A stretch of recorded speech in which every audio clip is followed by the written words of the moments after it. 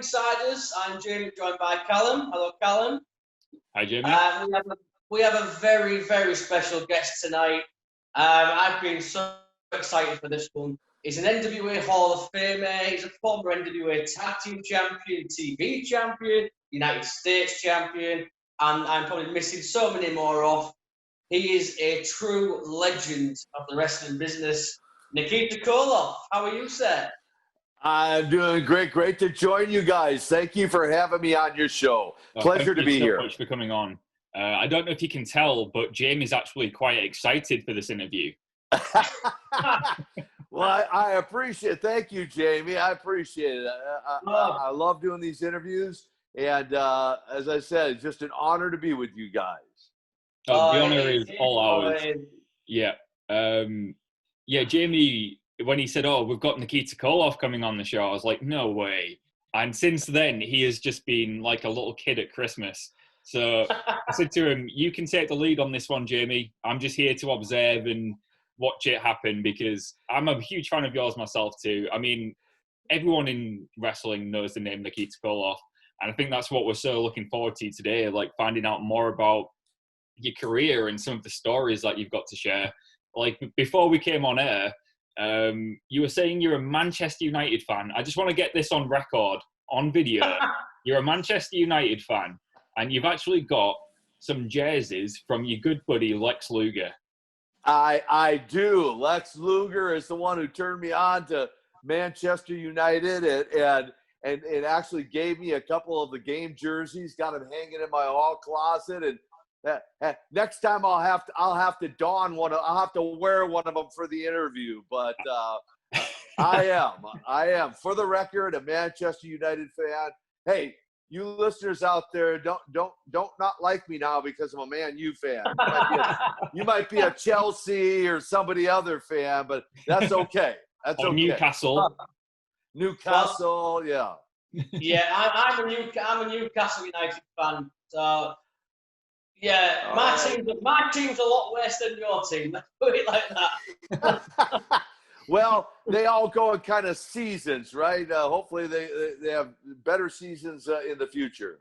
Well, I hope so. The season starts again in about a month's time, so we'll see. Yeah. I'm used to disappointment with Newcastle, so I'm okay whatever comes. Excellent. Excellent. Do you follow any other? Go on. Sorry, Callum, go on. I was going to say, do you follow any other sports while we're on the subject? Are you an American football fan? Are you a hockey fan? I mean, I'm a fan of all sports. Obviously, being a an athlete and a sports guy, I'm really a fan of all sports. Probably what I have followed the most in the last 2-3 years, I would say, is college football here in America. Last year, I followed about 5 or 6 of the different teams, and I'm not one that if my team loses, I don't sleep for 3 days. I'm not that guy.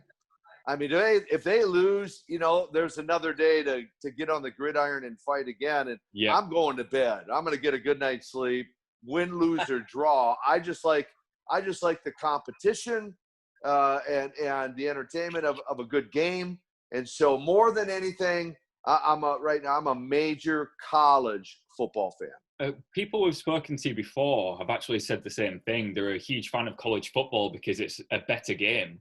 I'm not a fan of American football. I don't really understand the rules, but they say it's a faster paced game and you've got better players and stuff like that. So people do agree with you on that. Like, college football is the football league to watch. Well, I just think part of the reason for that is there's so many different school rivalries. I guess I'd equate it to over there in football in your world. I watch some of the highlights of some of the games, some of the fans, and how competitive the game is over there, right? For the soccer / football. And, and so for here, many of the different, for example, quick example, Alabama Crimson Tide and Auburn Tigers are major rivals, and the fans, it's kind of life or death for some of them, right? So So the excitement and the level of college football, I think it takes on a different persona than the professional sports. Yeah, that makes sense. Yeah. Yeah, it's like football over here is very similar. You have the friendly rivalries, but then you've got, like Manchester United, you've also got Manchester City. So you've got the red side of Manchester and the blue side of Manchester. They Right. get heated. They get heated. I mean, you might even get a riot every now and then. That's how bad it gets. Yeah, and again, that's very similar over in Alabama. I mean, the people take it really, really serious over there too, you know. So I guess we can conclude it's kind of universal probably around the world, right? People get serious about their sports. Absolutely. Well, speaking of sports in general, how do you think like the sports have adapted to the pandemic? Not just wrestling in general, but entertainment and sports. Like with hockey, for example, you've got no fans in attendance, and it's a very weird game to watch. Have you been keeping up with any sports, and what do you think of the atmosphere when you're watching? You know, I just see clips, and right now, I can't wrap my head around playing a game without any fans. I mean, you know, I think back to my football days when I played in high school, college football. The roar of the crowd, the excitement, the entertainment part of it. Translate that into my wrestling days, and I know for me, whether I was on the good side or the bad side, right? Whether I was a good guy, bad guy. I mean, I played off of the fans. That was huge for me. That was a big deal for me. In fact, there's a guy who's currently on the WWE roster named Jackson Riker. Yeah. He's part of the Forgotten Sons. Good friend of mine. In fact, I just had him on. We were just doing a radio interview yesterday and talking about his career. But I asked him recently, I go, dude, what's it like to wrestle in basically an empty arena? Because that would just, for me, be so weird. And he said, he goes, well, fortunately for him, when he went through the WWE training camp school, that's what they basically had to do. There was maybe 5-6 agents in the audience watching them perform. Yeah. And so he goes, it's not that weird for me. He goes, but I know it is for some of the guys, but you know, it's what it is, right? So just weird to me. So talking about wrestling then, obviously your career, Callum wasn't lying. I have been like a kid at Christmas today. I've been so excited. But I mean, how did you get into the business then? Because I was doing a bit of research, and am I right in thinking it was Road Warrior Animal that got you involved? It was. It's a very unusual story from all accounts and from what I understand, because I didn't have any amateur wrestling background. I didn't have any professional training. Like I was just giving an example of Jackson. You know, he went through the WWE training school, right?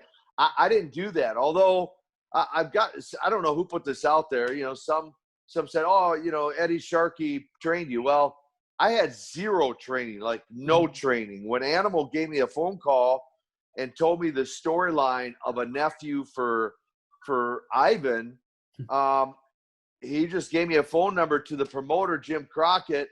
I literally had a 5-minute phone call, made sure he understood, you know, I've never been in a wrestling ring, never hit a ring rope, never had any amateur background. He said he understood that. All he said, I go, well, what's the next step? He said, be in my office on such and such a day with your head shaved bald. I go, that's it? He goes, that's it. I go, okay, all right, I'll see you then. And then 2 months went by. I showed up the day he said to be there without another conversation. No photograph. I mean, he didn't even see me. We just had a conversation on the phone. I show up. He says, wait here. He walks in with 2 guys. He goes, Ivan Koloff, Don Cornotto. They were the World Tag Team Champions for the NWA. Yeah. He goes, take a look at your new partner. And as I like to say, Nikita Koloff was born in the hallways of Charlotte, North Carolina that day. They literally put me on the interview set for hours. They go, hey, you don't speak any English, you know? And I'm like, all right, I don't have to talk. Stand there, look mean. All right, I can do that. And when we got done, they said, be in Raleigh, North Carolina tomorrow night. You're going to wrestle on television. Here, I'd never even, lo and behold, been in a ring. And I'm going to wrestle on television. Wow. That was my introduction. So all you had to do to get that job. Yeah. Say it again? I'm just thinking with the territory, I guess that's the difference now. Obviously, back in the territory days, I presume you must learn in the ring. You know, you just learn as you go along. And I'm having a guy like Ivan Koloff was maybe a big help to you.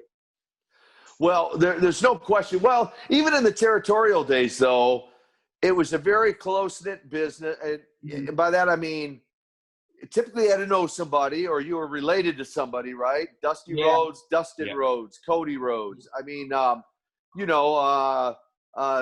Dory Funk Sr., Dory Funk Jr., Terry Funk, right? I mean, Mike DiBiase, Ted DiBiase.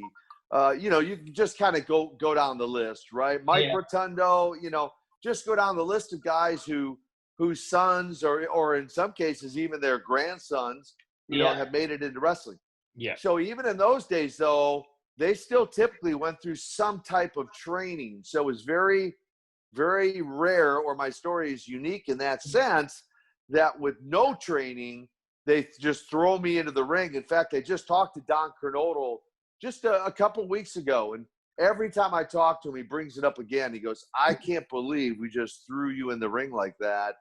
Fortunately for me, as you said, I had Ivan Koloff and Don Kernodle to learn from, because what we did then for the next 2-3 months is we'd get to the arena early, 2-3 hours early. Yeah. And they would bump all over the ring, teach me the mechanics of wrestling. I'd have a single match. They'd have a world tag match. I'd sit in their corner. Ivan would sit in my corner. And then every night on the drive home, we would talk about the psychology of wrestling, and that's how I learned to perfect my craft. Well, yeah, like you said, the psychology is something you can only learn as you progress in wrestling. It's not just something you know at the start. Like, you might have an idea of it, but psychology is 99% of wrestling. Like, the rest of it is taking the bump, and the rest of it is making the crowd feel something or reacting to something. Right. Well, and for your listeners out there, because a lot of times they ask me the question, and you might already had it on your list, but the difference of wrestling today versus what many of the fans have told me they call the golden era of wrestling, right? Here's the major difference as I see it. So I was a paid storyteller. Yeah. I was in the ring. I was paid to tell the fan a story. Now, and essentially I wrote my own story. Okay, so whether it was a match in the ring or even an interview, I was writing my own story. Nowadays, so here's how that's different.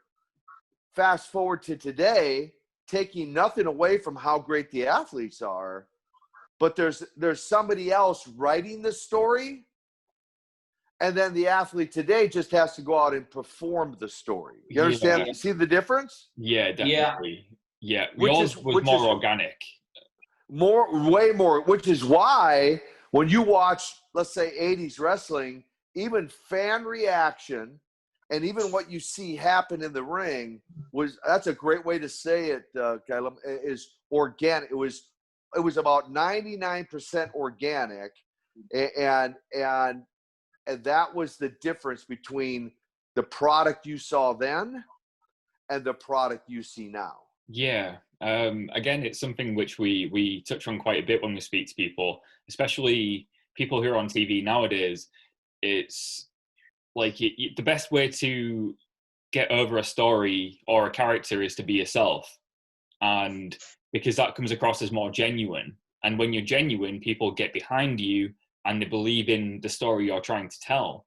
And I think nowadays they're trying to force stories and characters onto people that can't play them or that isn't them. Like you couldn't have like Santino Marella be Stone Cold Steve Austin. Like only Stone Cold was going to be Stone Cold, and that's because it was him. Right, absolutely. Now you take my character, for example, the Russian Nightmare, right? And so what I did, and I didn't even realize at the time, because again, I'm an athlete. I didn't go to acting school. I didn't study that at university or any of that. I call it, let's just say, I guess I was gifted in this way, but I projected when they told me the role, okay, you're going to be this nephew of Ivan Koloff. And I thought, okay, I'm going to be the nephew of Ivan Koloff. How am I going to get this character over? And so what I did, guys, is I projected myself into that role. I went out and in fact, a buddy of mine just showed me the other day. I had an original, he showed me the cassette tape, the Russian cassette tape. Some of your listeners probably don't even know what a cassette is, but that's okay. He still has, it's mine, but he's got it holding it for me. The original cassette tape where I was learning some Russian words, some language, how to count to 10 and different things so that I could project that image of the Russian Nightmare. And I guess they call it method acting, but what I did is literally project myself into that role. And then, as many people know, 24/7, anywhere in public, that's who I was. That's who I became. And my entire career, I had no interest in changing careers and changing organizations and becoming somebody different, because I'd worked so hard on that character. Well, I thought you was legitimately Russian up until a few years ago. So that shows how well you did. I think it was one of those moments where I was like, he's not really Russian. No, I appreciate it. I was just looking at it. I don't know if it was a Twitter or an Instagram post yesterday, or maybe it's even this morning.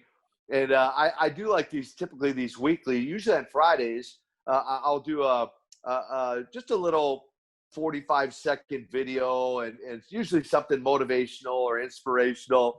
And people will go, dude, I still can't get over your English. Now I'm looking for the accent. Where's the accent?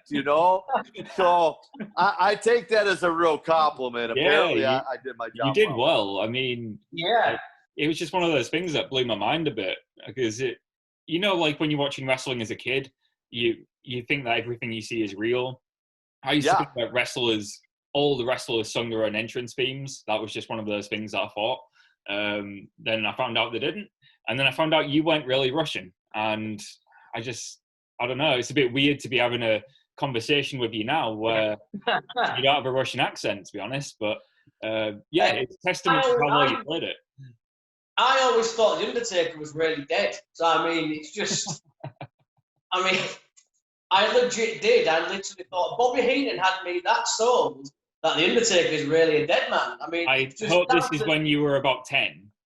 The beauty of wrestling, yeah, it really was. No, that was last week, Alan. That was last week. Yeah. But I guess as well, Nikita, it's probably difficult to do that nowadays. You don't really see people living the gimmick, so to speak.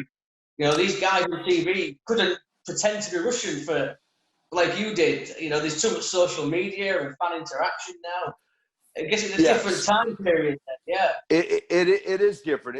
In fact, I had a couple guys approach me a year and a half, couple of years ago, something like that, and want to carry on the Koloff legacy, right? And I said, well, I'm interested in doing that, but you guys realize, to your point, Jamie, you guys realize, you guys have been wrestling for 15, 20 years as yourselves, and we can do that. Mean Mark Callis became the Undertaker. Mick Foley became, Mankind. So you can change characters, but understand to try to convince people you're really from Russia, especially all these years later now, as people have now realized Nikita Koloff was not born and raised in Russia.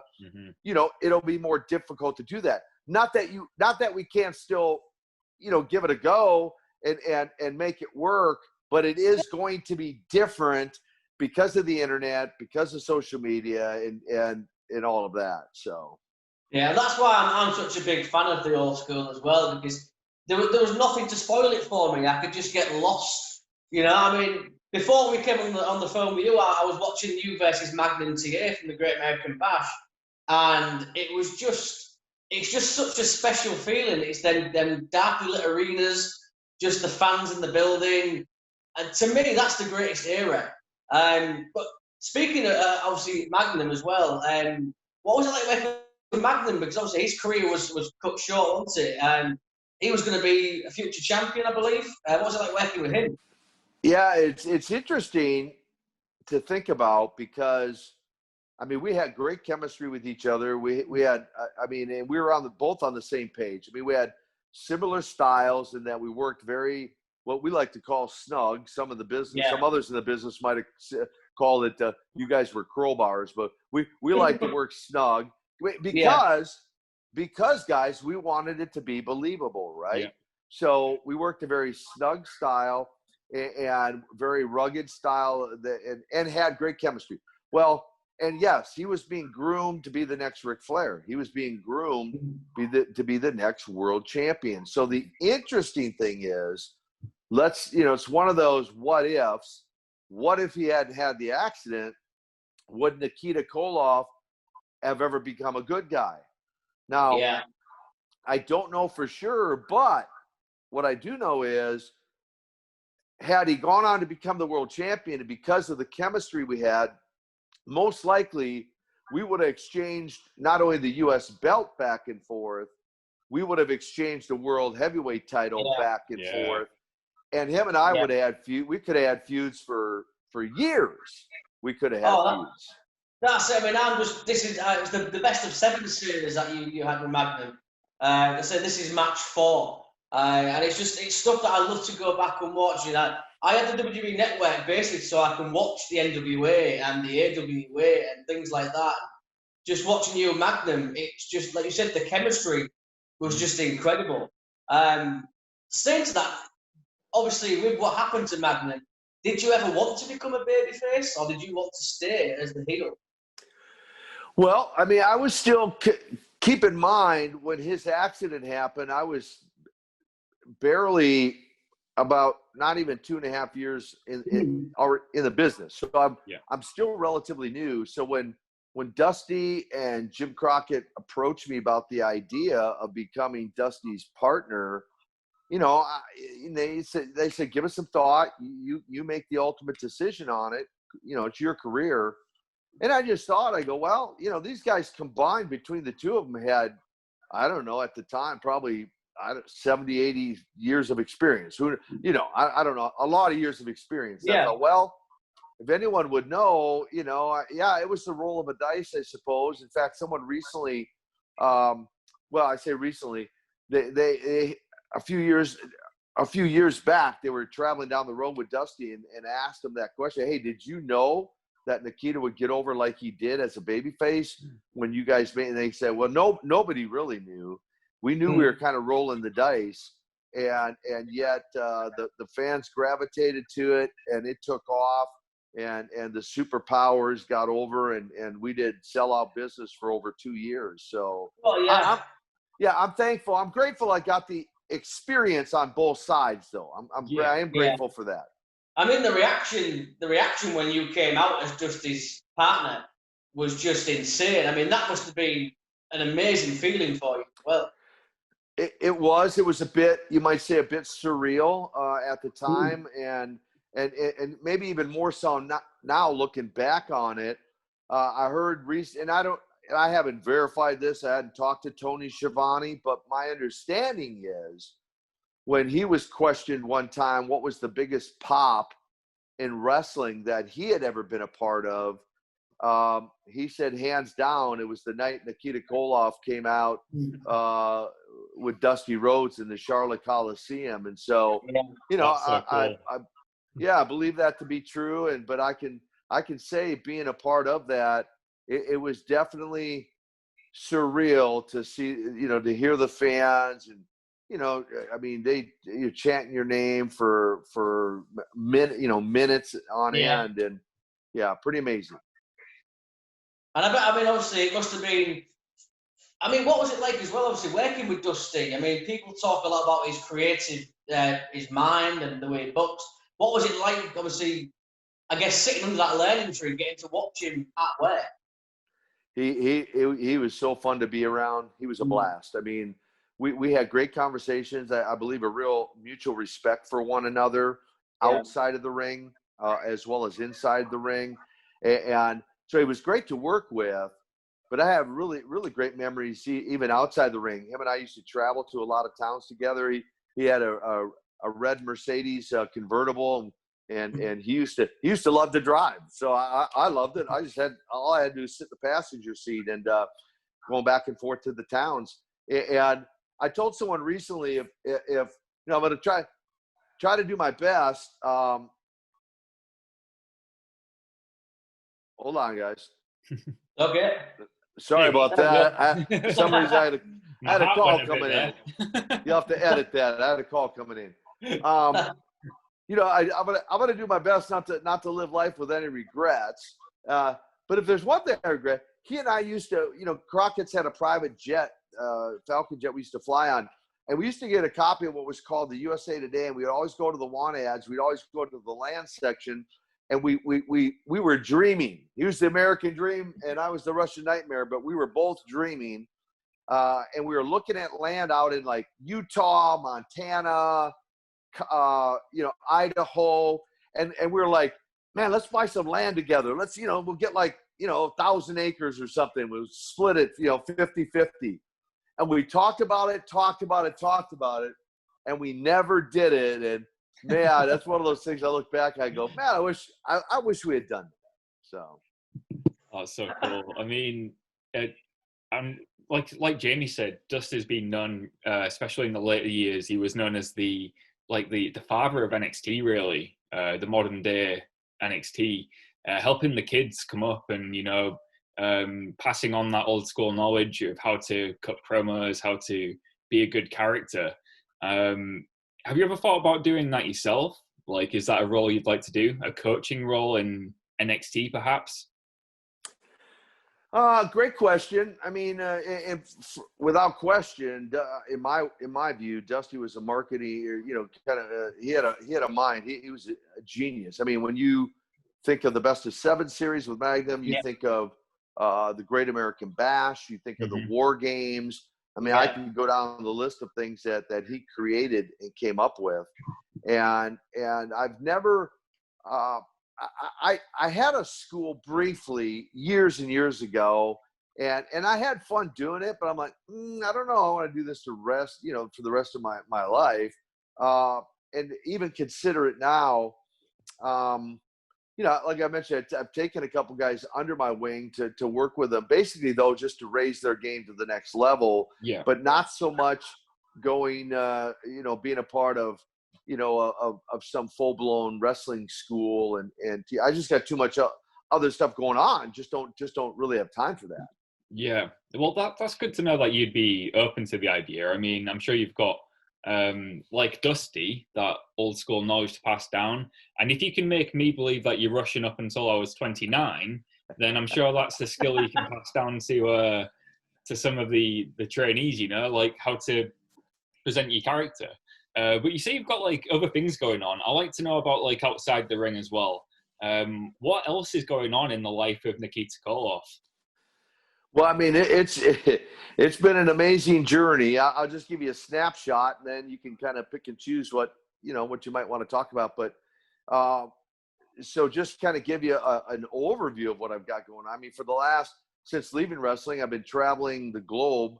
Now I've been to 30 different countries, all 50 states in the United States, traveling, speaking. I do a lot of ministry. I speak in churches. Lex Luger and I actually have I'm wearing the shirt, man camp. He and I actually co-facilitate a camp for men called Man Camp, where we take all of our years of experience, and we want to impart to those men what it takes to be a champion, what it takes to be mentally healthy, emotionally, physically healthy, spiritually healthy. And so we do these camps a couple times a year that he and I facilitate those. I do conferences called Man Up. It's a one-day conference right now. I'm working on a new radio show slash podcast called It's Time to Man Up. And so I got the radio show, the podcast I'm working on, and books. I mean, I've written 3. I'm revising my last book. That is my sorry, got a guy no problem. Guy tried to buzz in on me. We'll pick up right there. You know, I've written 3 books. I'm in the process of revising my last one, which is called Nikita, A Tale of the Ring of Redemption. It's my life story, but I've added about 7 or 8 new chapters to it, more pictures. And one of the funnest parts about that book is I'm going to have a chapter called Your Stories. I think that'll be the title of the chapter. But point being, I've been accumulating stories from fans, wrestling fans. Maybe I've spoken somebody's church or at a school assembly or something, and they're just sending me their stories. So we're going to include some of those stories in one of the chapters. So not only do people get to read about my life and my story and the history of wrestling, they're going to see, they might see their name in print and how my life in some way, some way impacted their life. And then last but not least, and I'm working on a brand new book as well. So that's just a little bit of what I got going on, guys. So you're keeping busy then, by the sounds of it. I mean, it doesn't sound like you've slowed down since wrestling, you know. Well, my dad, who he passed just a few years ago. He passed at the age of 92. And by the way, my mom, who passed the age of 93, what you guys may not know, now I'll go ahead and reveal this to you as well. So the fans know, the listeners now know I wasn't born in Russia and wasn't raised in Russia. However, I have English roots. All right. I have English roots. My mom was born just outside of Carlisle, up by the Scottish border. Oh, yeah. Yep, in a little town called Hayden, like Hayden. And actually, my sister, brother, and I traveled there to England just a few years ago after she passed.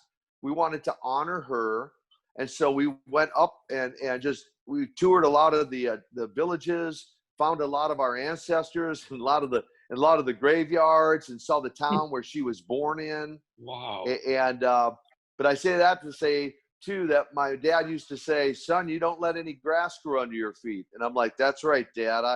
I am not one that just sits around and twiddles my thumbs." I like that saying, actually. But I like that. You never stand in the same place long enough, you know. You're always moving. That's it. Well, nothing new under the sun. You guys are welcome to use it. Now, here's the deal. You got to give me credit the first time, and then the second time you can say someone once said, and then you can take ownership of it the third time. Yeah, I'm going to do that. Pass off with my own wisdom. Yeah. It's funny you said that, 'cause I actually, I own one of your books, but it's actually at my parents' at the moment, so I don't need to get that, but I will certainly be buying the rest of them. I've just actually bought Lex Luger's book as well, which I haven't started yet. Yeah. How is Lex? It's nice to see him doing well now. And I went through a rough patch. He's doing great. I met him in Chicago a couple of years ago, but I couldn't get it was at StarCast, but I couldn't get a photo because you had to pre-book. But I got to meet him and just shake his hands, and he was such a sweet, sweet man. It was so nice to see him doing well. Yeah. How is he doing? He's doing well. I mean, for those who don't know his story, go, YouTube. I like you can hear part of his story on it's called the 700 Club. If you YouTube Lex Luger 700 Club, you can hear part of his story and how he went through a major freak injury, a spinal cord injury. I don't know that they ever honestly fully determined what happened, but it did leave him paralyzed for a time from the neck down. And so the fact that he can fly around and drive a car and do the things he can do now is really honestly a miracle in itself.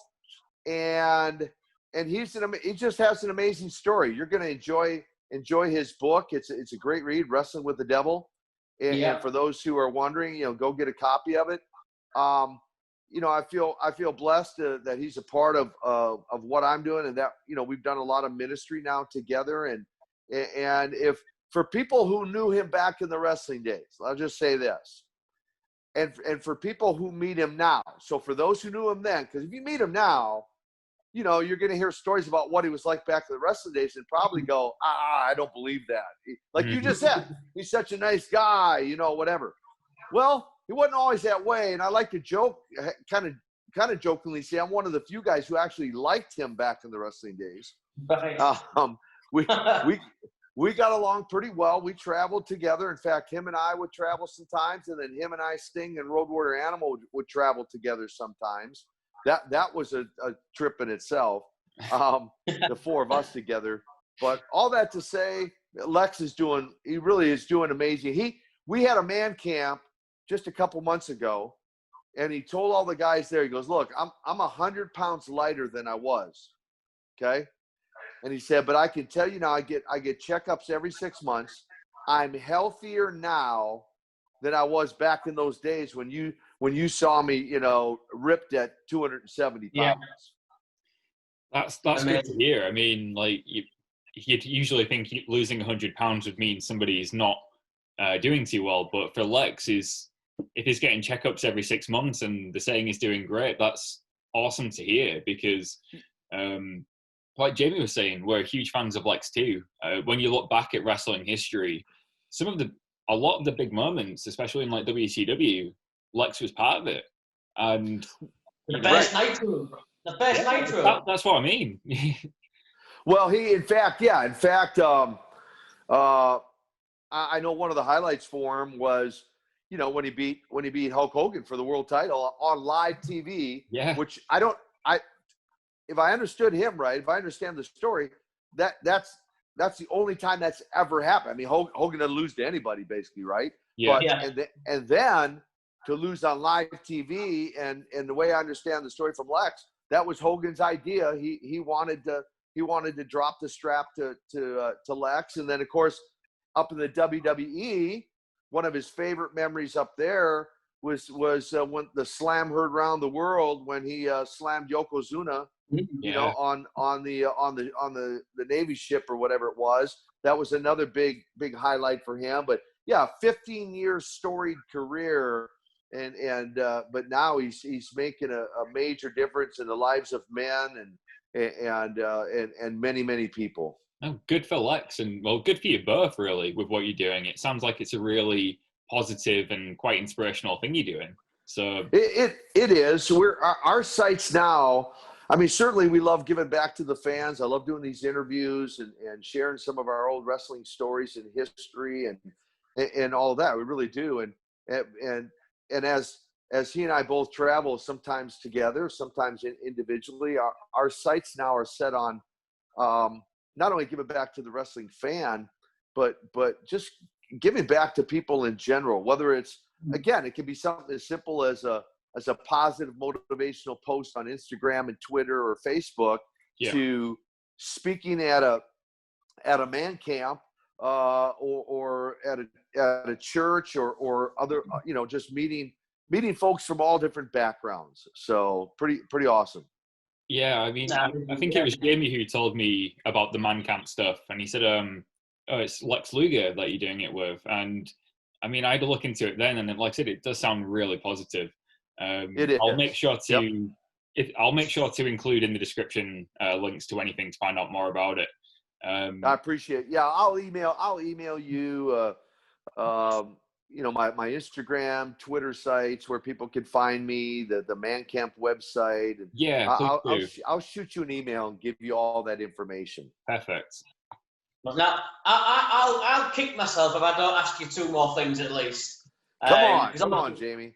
I've got to ask you what it was like. I mean, these legendary tag team matches with the Road Warriors, because I can imagine they were snug. You mentioned snug earlier. I can imagine they were snug. Oh, he froze up a bit there, I think. Oh, sorry. Can you hear me now? Yeah. Yeah, sorry. Yeah, what was that like, the Road Warriors? I mean, their matches were legendary. I mean, I'm guessing they were snug as well. Well, yes. The short answer is yes. Yeah. But then you combine that, you combine that with a chain, right? Yeah. The chain cage matches. Yeah. Ivan and I in Russian chain matches against the Road Warriors, and then occasionally cage matches. They can be very. I'll just say it this way: they can be very physical matches, to say the least. And for the fan, I like to think very believable once again. I was much happier when it was the Superpowers and the Road Warriors on the same side of the tracks than when I had to face them across the ring. I can imagine, yeah. I mean, I've heard stories about, the Road Warriors and Hawk. I mean, was Hawk as crazy as people say it was? Here's a crazy story on Hawk. Animal and I were best of friends I recruited him out of high school to play college football. Yeah. He turns around, calls me, and recruits me into pro wrestling, right? So, we were just the best of friends for so many years, and Hawk, on the other hand, we didn't necessarily see eye to eye. I mean, we had weightlifting and wrestling kind of in common, but outside of the ring, we had some pretty different lifestyles, pretty well documented, right? Yeah. Fans can go watch a recent show, Dark Side of the Ring, about the Road Warriors story. Yeah. Pretty amazing story. But here's what's really cool, though. So the last year and a half of Hawk's life, a major thing happened. I actually invited Animal to an athletes conference in Phoenix, Arizona. He asked if Hawk could come, and I go, yeah, he can, but I go, Joe, it's like a Christian conference for athletes, right? He goes, yeah, but I feel I'm supposed to ask him. I go, ask him. Well, he comes, and the very first night, a pastor by the name of Jensen Franklin is speaking, and Hawk's the first one to go down front and give his life to Jesus, right? Well, for the next year and a half, I end up bringing him on the road with me to speak in school assemblies about drug abuse and alcohol abuse, and he's speaking in churches with me. And I'm gonna tell you, it was unbelievable. The first time, guys, I heard his story of how he used to open up by saying this: "A cat has 9 lives. I had 10. God gave me 10 lives." And I'm like, what's he mean by that?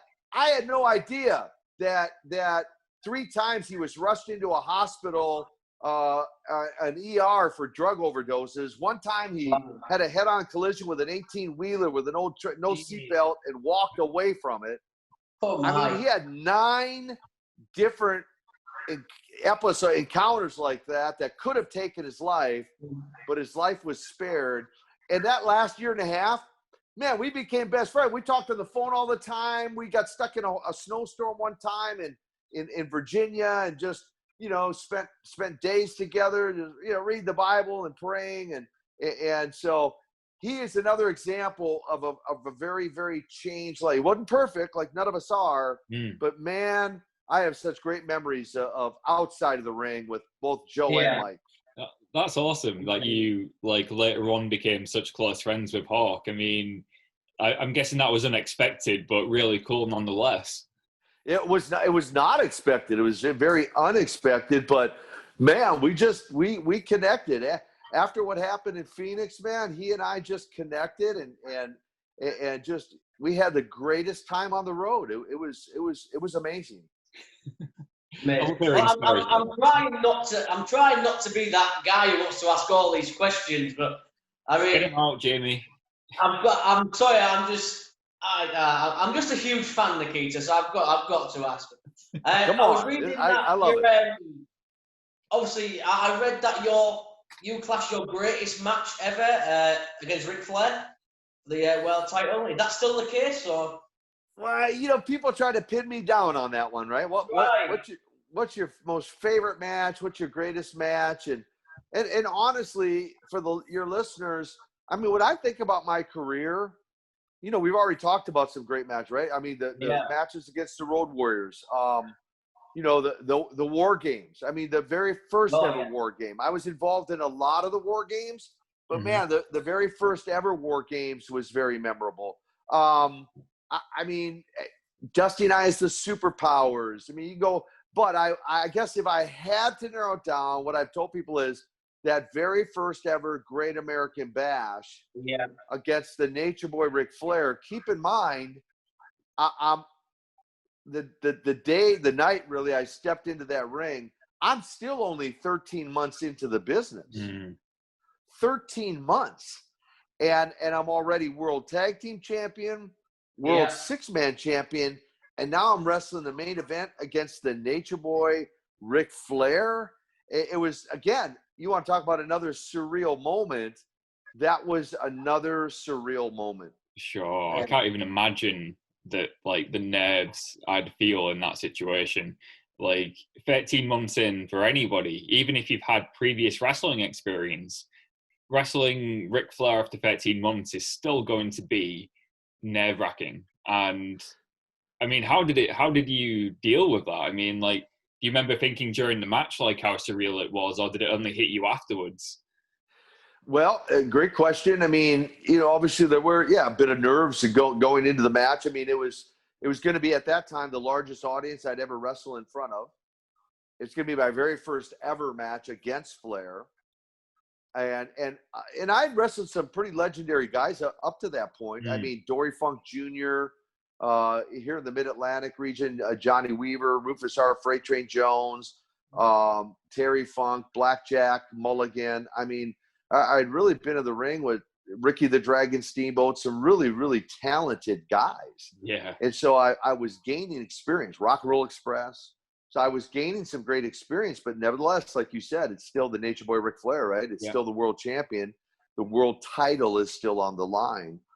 And so to stand in the ring, and of course, for those who've seen it, he flies in on this helicopter, you know, and they can roll out the red carpet for him. And I'm like, oh my gosh, right? Now, once I was in the ring, in the match, you know, the juices are flowing, the energy's flowing, the adrenaline is flowing.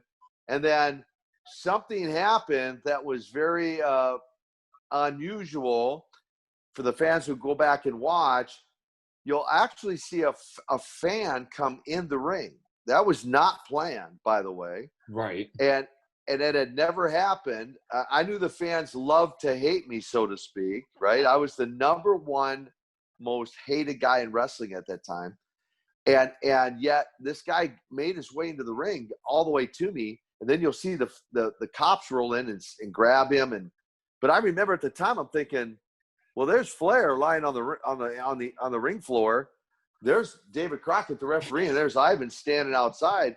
Who is this? This isn't part of the story. Who is? And I'm like, oh my gosh, this has got to be a fan. and that was one of 6 times that happened. Oh wow! I mean, I know it was different days back then where people weren't as wise to it, so to speak. So correct. They think it's really you.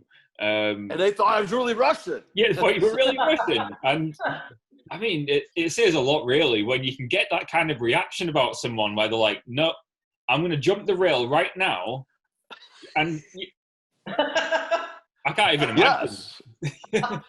I know what's going through their head, right? I'm gonna go after this 285-pound Russian guy, take him down, right? What's But nevertheless, man, 6 different times, like legit. Wow. They got over the railing, made their way into the ring. It was crazy. It was different back then. Yeah, it was different. Oh, incredible. Obviously, finally, we've got to ask as well. Was there ever a phone call from Vince McMahon? I get asked that a lot. You know, Vince and I met each other one time in a gym in Las Vegas. We were both running a show in town the same night, competing against each other. Vince was very cordial. It wasn't a long conversation. You know, we introduced ourselves to each other, and just very mutual. And I like to say this. If I ever got, this is back before the days of cell phones, right? And all that. So if I ever did get a call from the WWF at the time, maybe it was on my phone recorder and I never heard it, but I never pursued that. And to my knowledge, they never pursued me, although, there was a lot of talk centered around the Russian Nightmare against Hulk Hogan and WrestleMania and all of that. And I have no doubt, I'm pretty confident it would have done some really big business. But once again, how earlier we're talking about changing your character? Yeah. Yeah. I had no interest in number one, changing my character, or secondly, leaving the NWA, which later became WCW, because, just for the record, I'm confident, again, I could have went there and who knows, probably made 10 times, 100 times the money. But Jim Crockett gave me my break. And so I felt a real sense of loyalty to the Crockett family for giving me the opportunity that they gave me. And for that reason, I made a decision to, be NWA for life and still love the NWA to this day and may even do something, with NWA Power in the future. Who knows? That would be awesome.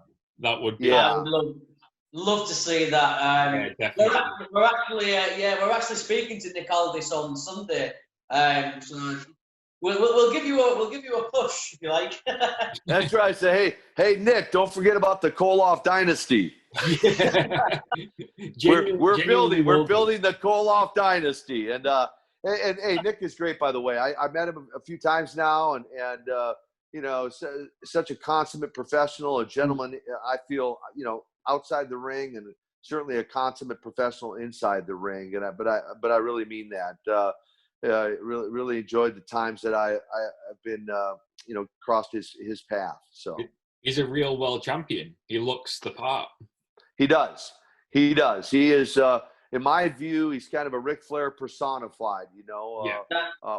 Once again, that's just an outside observation. But even his skills and abilities in the ring, he's not only he doesn't only carry the part, on the microphone. He's got the ability to go in the ring and carry it inside the ring as well. Absolutely, yeah.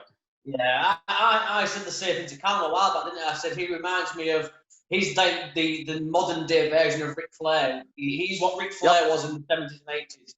And he carries that title and himself with such respect. And we're huge fans as well. But we will certainly push the Koloff dynasty, won't we, Callum? Yes, we will. We can change Callum's name to Callum Koloff. That kind of has a ring to it. I like that. That does have a ring to it. Callum spelled McKay, perhaps. Callum Koloff. Yeah, I like that. Yeah, it's got a good ring. Do I have to shave my head? Maybe not all the way. Okay, just a buzz cut, maybe. That's right. Awesome. But yeah, it's been a pleasure, Nikita. I could talk to you all night. I really could, but I don't want to be that guy. We need to save something for when he comes back with the Manchester United jersey on, because there needs to be a part two. And that's right. We'll do a part two, and I appreciate you guys. I know you're several hours ahead of me, and I just appreciate you guys and the opportunity to come and speak and share a little bit of my story with you guys, and encourage all your listeners. Follow me on, like I said, on Instagram, Twitter, and on Facebook, and the social media platforms, and look forward to, who knows, maybe I'll make it back over to England again one of these days and get to meet you guys face to face. Hey, dude, you were saying about surreal moments for yourself. That would be a surreal moment for us. So we'll keep doing that.